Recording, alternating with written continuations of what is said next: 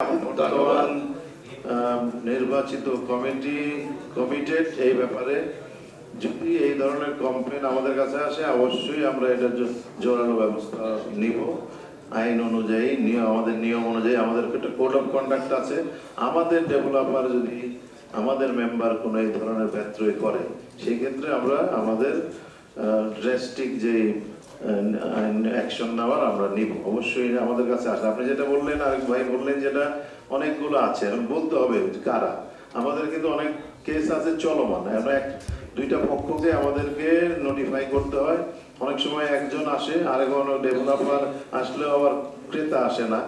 দুইজনকে একসাথে না বসিয়ে যে কোনো জিনিসের সমস্যার সমাধান করা সম্ভব হয় না। আমাদের এই সেলটা কিন্তু কোর্ট কাছারির থেকে খুব দ্রুত সময়ে সমস্যার সমাধান করছে। আপনাদের কাছে এরকম থাকলে আমি সাংবাদিক ভাইদের বলবো, যদি আমাদের রিহ্যাবের মেম্বার হয়ে থাকে অবশ্যই আমরা এটার তড়িৎ গতিতে ব্যবস্থা নিয়ে আমাদের mediation and customer service standing কমিটির মাধ্যমে সুরাহার ব্যবস্থা করব। ধন্যবাদ।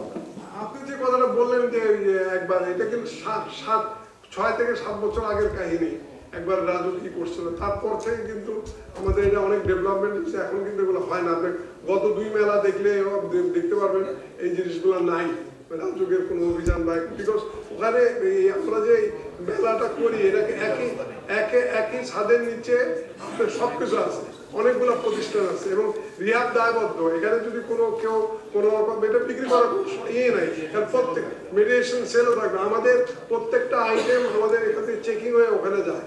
তারপরেও যদি ভুলভ্রান্তি থাকে আমাদের প্রেসিডেন্ট বললো যে এটা আমরা করবো, কিন্তু সাধারণত রিহাব মেলা থেকে মানুষ কিনে এই জন্য যে রিহাবের। আরেকটা যেটা বললেন যে স্টেট লাইসেন্সের নিয়ে, এখানে রিহাবে মেম্বার হতে আপনারা একটু খোঁজ নিয়ে দেখেন যে মেম্বারশিপ অ্যাপ্লাই করা অন্তত 1.5 থেকে 2 মাস পর তারা মেম্বারশিপ পায় এবং অনেক কিছু এখানে নিয়মকানুন চেকিং হয়। এবং এই জন্য অনেক অ্যাসোসিয়েশন আমাদেরকে বলে যে তোমরা মেম্বারশিপ দিতে এত দেরি করো না, বাড়াচ্ছ না কেন, এই সংখ্যা এত কম কেন। আমরা কিন্তু ওইভাবে দিচ্ছি না মেম্বারশিপ, আমরা এটা চেকিং করে দিই। ধন্যবাদ। অবশ্যই সরকারের পলিসি যখন বৈষম্যমূলক হয় তখন এটাকে আমরা বৈষম্য আমাদেরকে বলতেই হবে। সেই বৈষম্যের একটা বিশাল ইম্প্যাক্ট আমাদের ব্যবসার মধ্যেও পড়েছে। এই বৈষম্যকে দূর করতে পারলে অবশ্যই আমরা সবাই উপকৃত হব, এটা একটা জিনিস। আর নানা সংকট বলতে কি, সরকারের তো শুধু আমরা যে ড্যাব বললাম এইটা ধরেন একটা বডি এটাকে প্রণয়ন করে, এর বাইরে আছে ট্যাক্স, রেজিস্ট্রেশন, ভ্যাট, এগুলো যে বিষয়গুলো সাংবাদিক বন্ধু বললেন, এগুলোর ক্ষেত্রেও আমরা কিন্তু নানাভাবে। তারপরে আমাদের অনেক বিয়ে আছে, যেমন ধরেন সরকার থেকে জমি পাওয়া বা আমরা পাবলিক প্রাইভেট পার্টনারশিপের ক্ষেত্রে আমরা পাচ্ছি না, এই যে বিভিন্ন সংকট, এগুলোকে ধরলে আর রেজিস্ট্রেশন হার যেমন কস্টিংটা কমানো, সেই ক্ষেত্রে অনেকগুলো ব্যয় ওখানের মধ্যে যুক্ত করা আছে।